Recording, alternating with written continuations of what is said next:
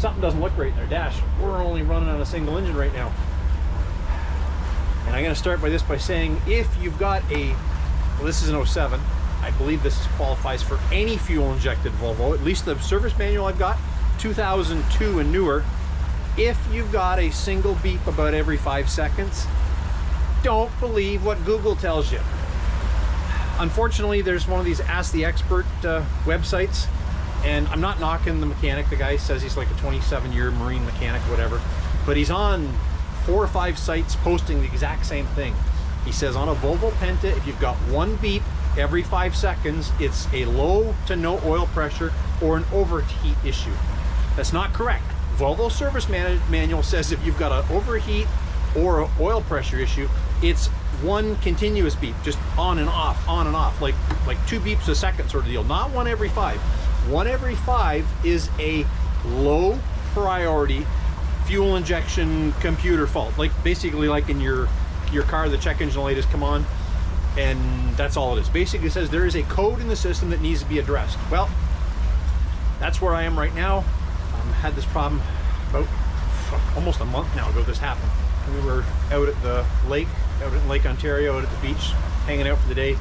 Come back in, running no problem, out around the island into our marina, and as soon as I pulled the throttles back, the starboard engine shut down and had that one beep every 5 seconds. Now, oil pressures are good on the gauge, temperature is good, up to about 150 degrees. You hit 150 degrees, that's when the engine shuts itself down. So there, possibly it is a sort of temperature issue. It's not an overheat issue though. It's probably like a loss of fault going to the ECM or whatever. Maybe exhaust gas temperature sensor failure, intake manifold pressure or temperature failure. I don't know. The problem is, of course, if you've got an 06 or an 07 Volvo, you'll know they don't use a standard diagnostic port. Volvo changed them for those 2 years for some reason, no idea why. And I've been a month now trying to find somebody that's got the port.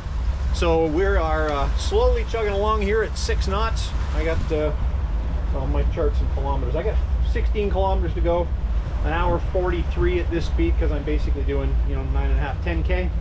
Fighting the wind, because of course the power steering in this boat is on the starboard engine, and that's the one that's not running right now. I mean, I can start it, it'll run for, you know, it's cold, it'll run now 15-20 minutes maybe before it warms up enough and shuts itself down. So heading down to the local shop.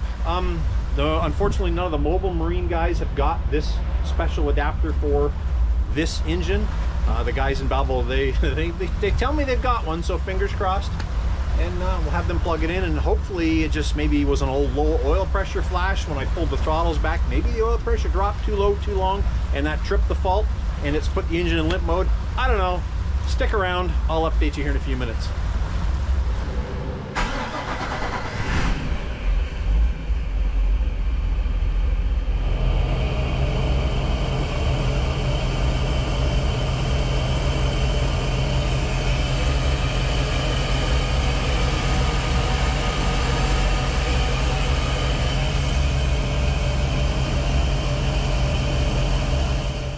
So as you just heard, our one beep every 5 seconds is gone.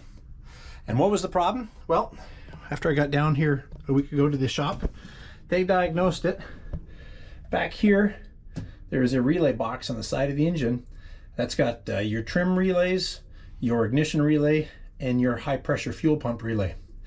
And the alarm fault in the engine was fuel relay coil shorted to power. Now that's a bizarre one, I know. But I'll throw a picture of the relay up here. The whole side of the relay was melted. Well, 3 sides of the relay actually. And as you can see, I just had my current probe on the pump. The pump's only drawing about 6.5 amps. So clearly that wasn't the issue. But the weird one was when I opened this cover up, there were 2 different relays in there. The ignition relay and the fuel pump relay were not the same manufacturer. I checked the other engine, because of course it's much easier to get to being right here on the outside.